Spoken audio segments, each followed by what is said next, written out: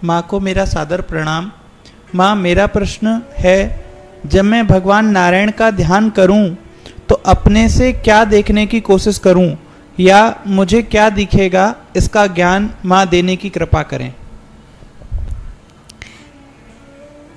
अगर मैं ध्यान की प्रथम सीढ़ी की बात करूं तो वहाँ आपको ऊर्जा को महसूस करना चाहिए, कुछ देखना नहीं चाहिए।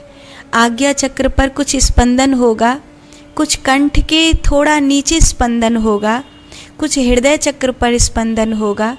साधना आगे बढ़ेगी तो सहस्रार में आज्ञा चक्र पर जहाँ चोटी होती है वहाँ पर स्पंदन महसूस होगा। अब रही देखने की बात, तो आप भगवान के किसी रूप का चिंतन कर सकते हैं। जैसे ध्यान में बैठे हुए महादेव हैं, जैसे ध्यान में आप मेरे पीछे देख रहे हैं, ध्यान में बैठे हुए भगवान कृष्ण आपको दिखाई दे रहे हैं। आपको मेरे पीछे ध्यान में बैठे हुए भगवान कृष्ण दिखाई दे रहे होंगे। जब आपको ध्यान में बैठे हुए मेरे पीछे भगवान कृष्ण दिखाई दे रहे हैं तो आप उनको अपने स्वरूप में देखिए। जिससे वो बैठे हैं, मैं बैठा हूँ, ऐसे मैं बैठा हूँ, वो बैठे हैं, दोनों एक जैसे हैं, उस तरह आप उनको देखिए। अगर आप अभी सबसे बड़ी विडंबना क्या हुई जानते हैं? हमने कृष्ण को केवल टेढ़ी टांग करके खड़े हुए देखा, हमने उनको ध्यान में बैठे हुए देखा ही नहीं। मैं तो चाहती हूँ आप अपने घर में राधा कृष्ण की ध्यान करते हुए मूर्ति की स्थापना करें। यहाँ वृंदावन में जो आपका माँ का घर बन रहा है, श्री ध्यान मूर्ति सत्संग सेवा संस्थान का जो साधु संतों का ये जो भोजन करने वाला हॉल है, यहाँ पे जो मूर्ति बैठने वाली है, आपको पता है यहाँ पर राधा कृष्ण विराजित होंगे, लेकिन पूरे वृंदावन के जो राधा कृष्ण हैं वो राधा कृष्ण टेढ़ी टांग वाले कृष्ण हैं और सुंदर श्रृंगार में सजी हुई राधा रानी है। लेकिन यहाँ पर आप मंदिर बनने दीजिए, मैं यहाँ पर जो राधा कृष्ण बिठाने वाली हूँ वो ध्यान करते हुए राधा कृष्ण आपको यहाँ पर देखने के लिए मिलेंगे। मैं चाहती हूँ आप कृष्ण को ध्यान करते हुए देखें, आप राम को ध्यान करते हुए देखें। और ऐसा नहीं है कि ये टेढ़ी टांग करके ही खड़े रहते थे, ये ध्यान करते हुए ही हैं। अगर ध्यान करते हुए नहीं होते तो जरासंध ने जिस धौलपुर के पर्वत में आग लगाई थी, उसमें मुचकुंद का उपदेश देकर कालियावन का उद्धार करके वहाँ से 13 महीने भगवान समुद्र के किनारे तक पहुँचे थे। उस लंबे सफ़र में भगवान ने 700 से ज़्यादा गुरुकुल की स्थापना करी थी। वहाँ पर मतलब जगह जगह और एक ध्यानी व्यक्ति ही ऐसा कर सकता है, एक ध्यानी व्यक्ति ही ऐसा कर सकता है।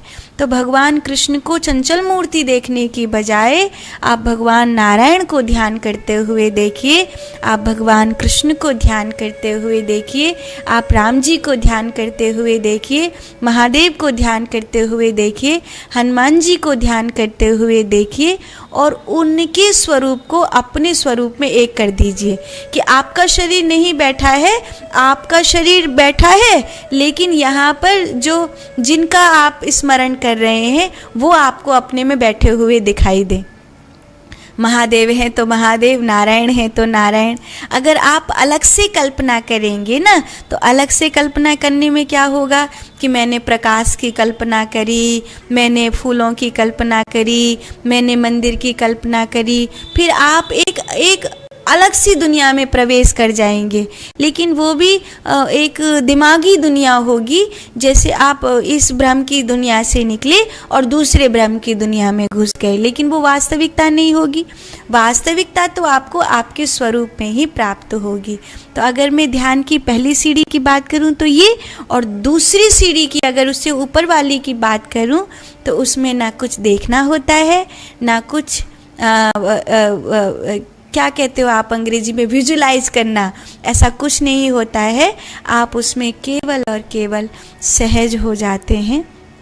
सांसें चल रही हैं, स्थूल शरीर बैठा है। जैसे मैं एक कमरे में हूँ तो कमरे में मैं हूँ, ऐसे ही शरीर है और शरीर में मैं हूँ। तो कमरा मुझसे अलग है और मैं कमरे में हूँ। ऐसे ही ध्यान करते करते शरीर मुझसे अलग है और मैं शरीर में हूँ। जब मैं शरीर में हूँ तो जिसका भान होगा वो सूक्ष्म शरीर है, कारण विचार शरीर। उस विचार शरीर के बाद फिर आभास होगा जो उस विचार शरीर को देख रहा है उसका। और जैसे ही विचार शरीर को देखने वाले का ज्ञान होगा, एक झटके में, जैसे बैल के सींग पर राई का दाना जितनी देर टिकता है उससे भी कम देर में आप ध्यान में प्रवेश कर जाएंगे। उससे भी, जैसे उन्होंने कहा था, खटवांग ने, महाराजा खटवांग सूर्यवंशी हुए महाराजा खटवांग राम जी के पूर्वज हैं। उन्होंने कहा था, यद यद ब्रह्म परम सूक्ष्मम अशून्यम शून्य कल्पितम।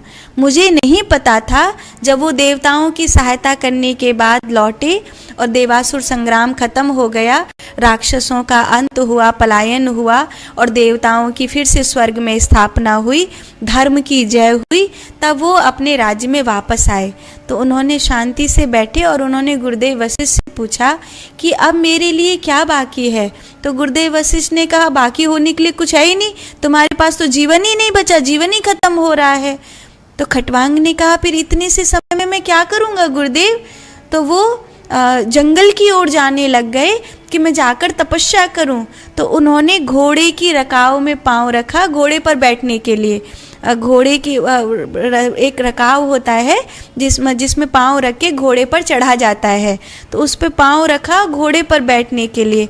उस रकाव में पांव रखा, तब तक उनको ध्यान में प्रवेश मिल गया, उनको ज्ञान उपलब्ध हो गया। तो उन्होंने कहा, यद्यद ब्रह्म परम सूक्ष्मम अशून्यम शून्य कल्पितम। माने एक बैल की सींग पर राई का दाना आप अंदाजा लगा सकते हैं कितनी देर टिकेगा, उससे भी कम देर में व्यक्ति ध्यान में प्रवेश कर जाता है। आप अभ्यास करिए और कल्पनाओं की दुनिया मत बनाइए। और कुछ होगा तो मैं आपको अवश्य समझाऊंगी। आप सामने होते तो मैं आपके और भाव को सुनती कि आपकी जिज्ञासाएं क्या हैं, तो फिर मैं आपसे उस तरह की।